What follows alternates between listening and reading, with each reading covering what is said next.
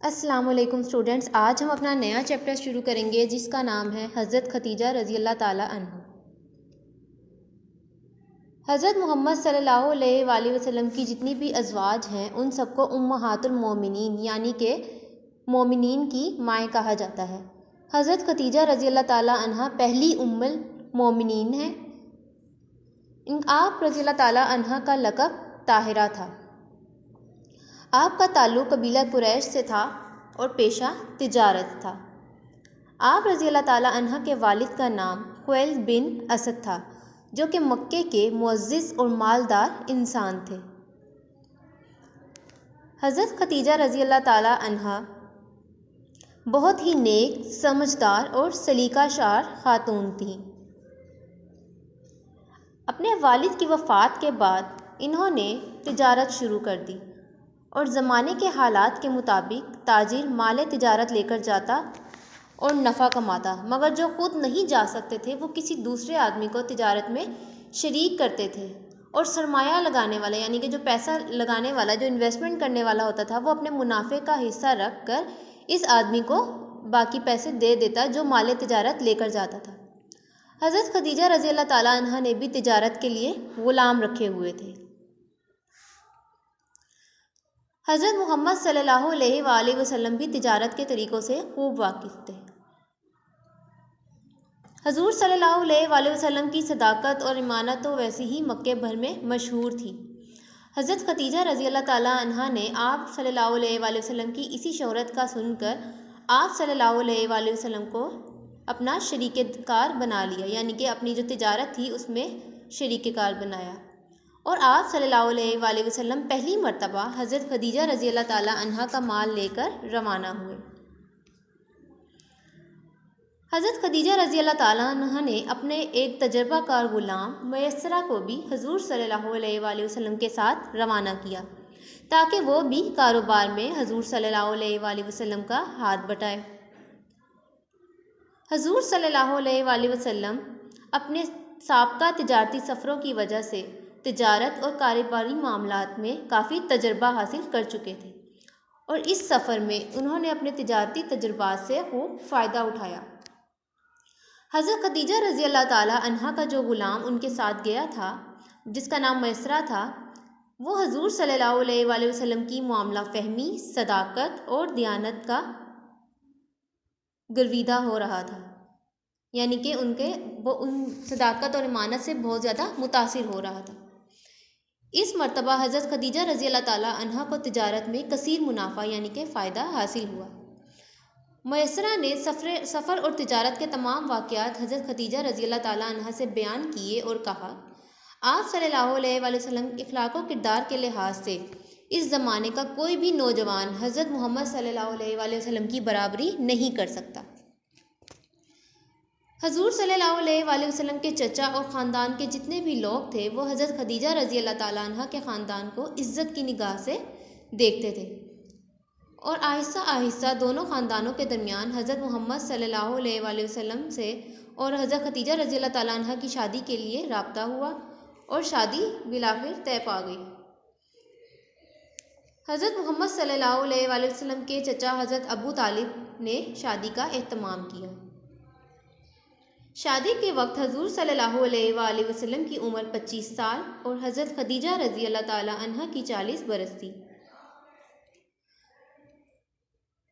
حضور صلی اللہ علیہ وآلہ وسلم اور حضرت خدیجہ الکبریٰ رضی اللہ تعالیٰ عنہ کی اولاد میں 3 بیٹے حضرت قاسم رضی اللہ تعالیٰ عنہ، حضرت طاہر رضی اللہ تعالیٰ عنہ اور حضرت طیب رضی اللہ تعالیٰ عنہ، اور 4 بیٹیاں حضرت زینب رضی اللہ تعالیٰ عنہ، حضرت رقیہ رضی اللہ تعالیٰ عنہ، حضرت ام کلثوم رضی اللہ تعالیٰ عنہ اور حضرت فاطمہ الزہرا رضی اللہ تعالیٰ عنہ تھیں۔ حضور صلی اللہ علیہ وآلہ وسلم کے بڑے بیٹے کی وجہ سے آپ کی کنیت ابو القاسم تھی، یعنی کہ قاسم کے والد، اور جب بھی کوئی شخص حضور صلی اللہ علیہ وآلہ وسلم کو ابو القاسم کہہ کر پکارتا تو آپ صلی اللہ علیہ وآلہ وسلم بہت زیادہ خوش ہوتے تھے۔ حضرت خدیجہ رضی اللہ تعالیٰ عنہ نے نبی کریم صلی اللہ علیہ وآلہ وسلم کی بہت زیادہ خدمت کی، اور وہ ہمیشہ آپ صلی اللہ علیہ وآلہ وسلم کی خوشی اور سکون کا بہت زیادہ خیال رکھتی تھی، کیونکہ آپ نہایت ہی وفادار بیوی اور بچوں کے لیے ایک انتہائی شفیق والدہ ثابت ہوئیں۔ آپ رضی اللہ تعالیٰ عنہ نے اپنی ساری دولت نبی کریم صلی اللہ علیہ وآلہ وسلم کے قدموں میں ڈھیر کر دی اور آہستہ آہستہ اسی طرح زندگی کے 15 برس گزر گئے۔ اسی دوران حضور صلی اللہ علیہ وآلہ وسلم مکہ سے باہر غار حرا میں جا کر اللہ تعالیٰ کی عبادت میں مصروف رہتے۔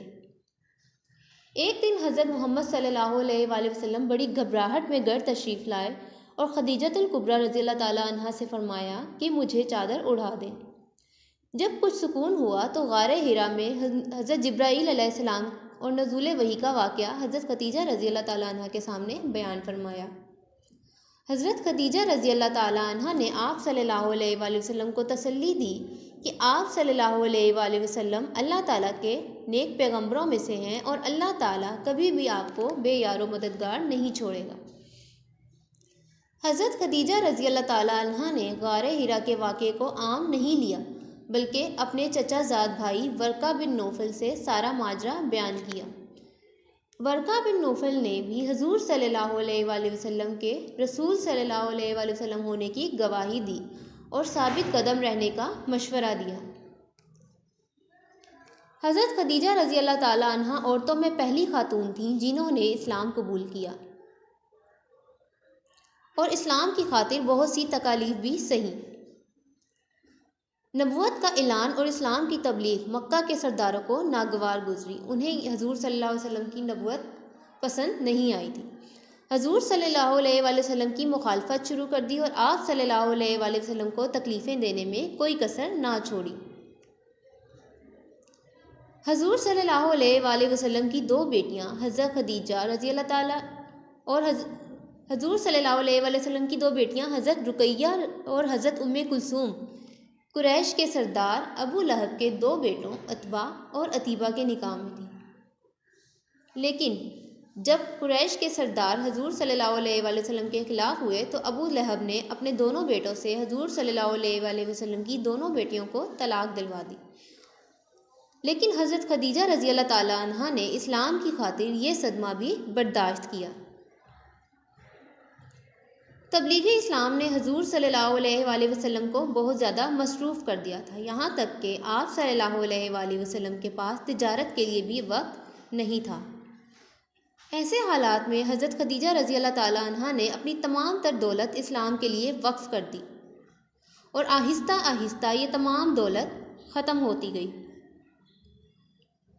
مگر حضرت خدیجہ رضی اللہ تعالیٰ عنہا کے عزم و ہمت اور استقلال میں کوئی بھی فرق نہیں آیا۔ مکہ کے کفار نے رسول صلی اللہ علیہ وآلہ وسلم اور ان کے قبیلے کو شعب ابی طالب میں محصور کر دیا، یعنی کہ روک لیا، قید کر دیا، اور یہ محاصرہ تقریباً 3 سال تک جاری رہا اور سنگدل کافر اس دوران ان سے کسی قسم کا لین دین نہیں کرتے تھے۔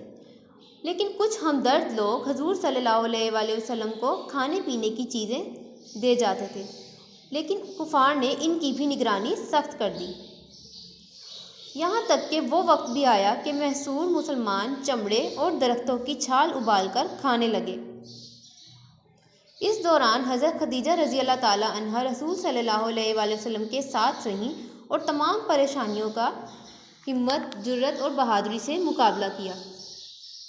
شعب ابی طالب سے رہائی کے بعد چند ہی سال گزرے تھے کہ حضور صلی اللہ علیہ وآلہ وسلم کے ہمدرد چچا ابو طالب 80 برس کی عمر میں وفات پا گئے۔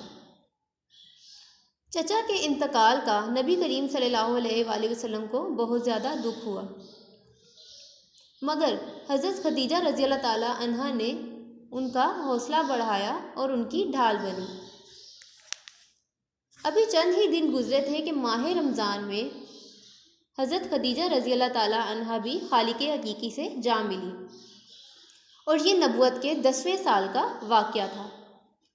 اس صدمے نے حضور صلی اللہ علیہ وآلہ وسلم پر بہت گہرا اثر چھوڑا، اس وجہ سے اس سال کو عام الحزن یعنی غم کا سال کہا جاتا ہے، کیونکہ اس سال میں حضور صلی اللہ علیہ وآلہ وسلم کے پیارے چچا اور حضور صلی اللہ علیہ وآلہ وسلم کی زوجہ محترمہ حضرت خدیجہ رضی اللہ تعالیٰ عنہا کا انتقال ہوا تھا۔